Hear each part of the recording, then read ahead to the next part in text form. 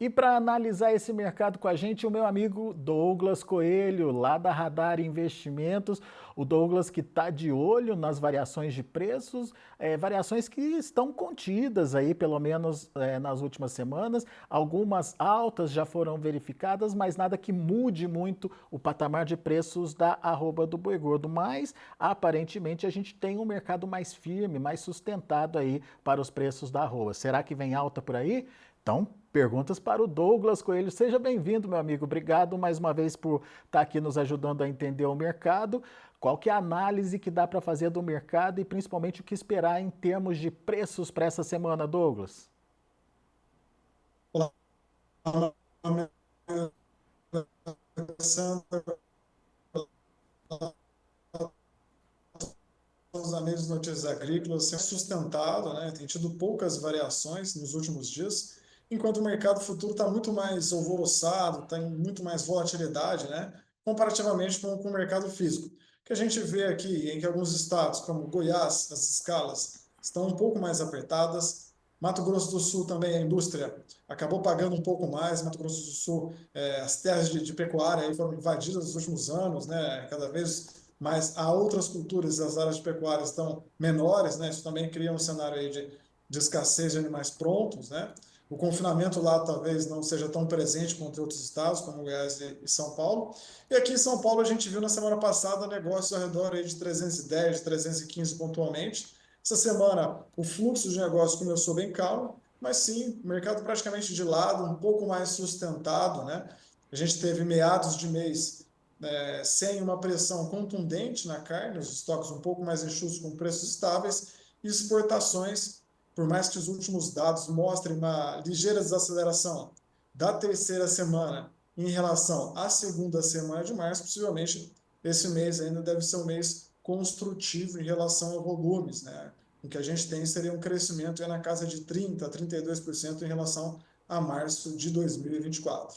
Ô Douglas, mas olhando então dessa perspectiva, né, de ver o mercado firme e principalmente de ter aí pela frente uma aproximação, né, do início de mês, que é uma tradicional, um tradicional período de demanda aí, dá para pensar em reação de preços da arroba?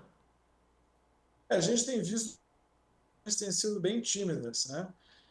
De um lado, a gente tem a exportação que está drenando boa parte da produção. A gente viu que não houve pressão de baixa contundente em nenhum momento em janeiro, fevereiro. A gente está findando março agora sem uma pressão de baixa contundente também.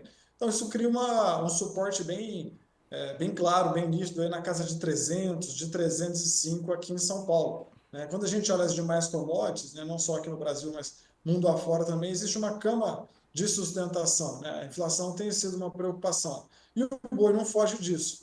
Então, possivelmente, no início do mês pode ter algum respiro, mas com a demanda doméstica, ela não está tão forte quanto as exportações, pelo contrário, né? Com a inflação alta, a renda disponível da população está um pouco mais curta, os juros estão altos, né? A gente vê que, de um lado, né, o Banco Central aumenta os juros, foi para 14,25, possivelmente vai para 15, 15,25 ainda esse ano. Do outro lado, o governo abre a mão com incentivos que poderiam liberar mais financeiro para a economia. Né? Então, acelera de um lado, mas, por outro lado, pisa no freio. Né? Então, isso deixa a demanda doméstica ali com um pouco mais de dúvida. Possivelmente, se esse financeiro for destinado para a população, há um consumo aí rápido, direto, né? Esse dinheiro vira vestuário, vira alimento, né?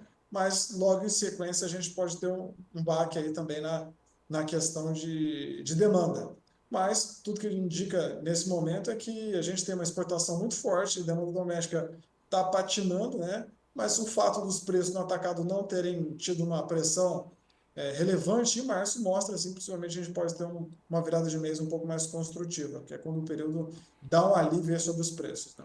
Olhando do ponto de vista dos frigoríficos, você sente alguma preocupação deles na tentativa aí de buscar animais e de recompor escalas, Douglas? Sim, sim. Como a gente comentou, em Goiás as escalas estão relativamente mais apertadas em relação aos estados vizinhos. Em Mato Grosso do Sul, até pela dinâmica ali de pastagens, áreas arrendadas para para outras culturas, né? A pecuária está sob pressão ali, então ó, o rebanho relativamente terminado, pronto para o abate também, um pouco mais restrito, a gente tem visto preços maiores. Aqui em São Paulo, as escalas de abate não tiveram grandes evoluções, a gente vê a maioria para o dia 2, 3, 4 de abril, e quem tem alguma necessidade imediata vai sim buscar os 315, enquanto boa parte dos preços de balcão está ao redor de 310. Mas lembrando que no final da semana passada, entre meados do final da semana passada, esses 310 não fizeram verão, né? Ou seja, houve dificuldade de compra na casa de 310. Vamos ver como vai desenrolar durante essa semana, mas é possível que essa dificuldade continue. Ou seja, quem precisa recompor escalas está tendo que pagar mais. Agora, o que está acontecendo com a oferta, na sua opinião, Douglas? Não tem oferta disponível ou é uma estratégia aí do pecuarista nesse momento de segurar os animais para tentar melhorar essa cotação, hein? Eu acredito que há oferta, quando a gente olha a oferta de fêmeas, o abate geral, publicado pelo CIF também, que, que houve um grande montante, né? A oferta, só que a indústria também está pisando no acelerador, né? A gente começou janeiro já exportando um volume muito grande, fevereiro também um volume muito grande. Se a gente for projetar esse volume exportado até agora, no finalzinho de março, a gente tem uns últimos dias aí, projetaria 220 mil toneladas, né? O consumo doméstico também, a população, querendo ou não, colabora bastante, então está tendo oferta, mas essa oferta está sendo absorvida, né? E isso nos faz questionar, se em janeiro, fevereiro e março, que tem mais abate de fêmeas, que a boiada de pasto é presente e massiva no mercado, né? Obviamente ela vai se estender até o final de maio, que é quando é a desova desses animais de safra, né? Não for o suficiente para pressionar o preço, como será no segundo semestre? Um segundo semestre em que a gente vê uma possível guerra comercial, né? Tem a guerra tecnológica, Estados Unidos, China, último mandato do Trump, querendo ou não, quando a gente olha para essa fotografia, trouxe sim uma cama de sustentação para soft commodities como um todo, né? Boi gordo, soja, milho, trigo, etanol. E a gente tem também o pico das exportações que acontecem aí, naturalmente em outubro, novembro. Então, liga um sinal amarelo. Se nesses 3 primeiros meses do ano a gente começou tão forte assim, caso não haja nenhum fator externo, desabilitação de plantas, bate na madeira, questão sanitária, como a gente já teve alguns sustos anos anteriores, né? Como será o segundo semestre? Então, traz um ambiente construtivo, sim, quando a gente olha para o segundo semestre, principalmente pensando em exportações, né? Estados Unidos, que é um grande exportador, mas também é um grande importador e produtor de carne bovina, passa por um momento de enxugamento, de rebanho, de situação mais complicada. Eles tiveram também gripe aviária, então a crise do ovo não estende só o ovo, a proteína do ovo, né? A proteína bovina lá está mais escassa, a oferta está mais restrita, né? O mundo está short em carne. Então, possivelmente, os preços da carne devem continuar atrativos. Talvez a indústria pise no acelerador vendo esse cenário adiante. Bom, então temos dois cenários distintos. Um cenário ainda para o primeiro semestre que tende a ser firme, com algumas oscilações ou pressões aí podendo acontecer por conta do final de safra, mas para o segundo semestre uma boa perspectiva aí de preços e daí sim a gente vai ver preços diferenciados acontecendo, Douglas. Qual que é a expectativa de vocês aí na Radar? Podemos ver preços melhores, preços maiores, sim. Acho que setembro, agosto e outubro de 2024 foi uma pitada disso, né? Se a gente for puxar numa linha de preços aí de junho até setembro, o preço da arroba patinou, mas a gente teve uma seca severa e o confinamento não foi suficiente para atender a demanda dos abates para exportação e a demanda dos abates para o mercado interno. Então, de setembro, outubro adiante, a arroba deslanchou muito rápido, né?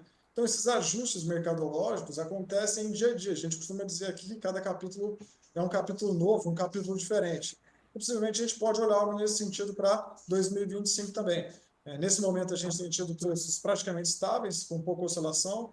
O mercado futuro oscilando um pouco mais, isso é ótimo, porque o pecuarista que não tem alguma proteção ou não olhou para esse mercado de ferramentas como deveria ter olhado, olha janelas agora que cabem para ele fazer uma proteção de preços pagando pouco, né?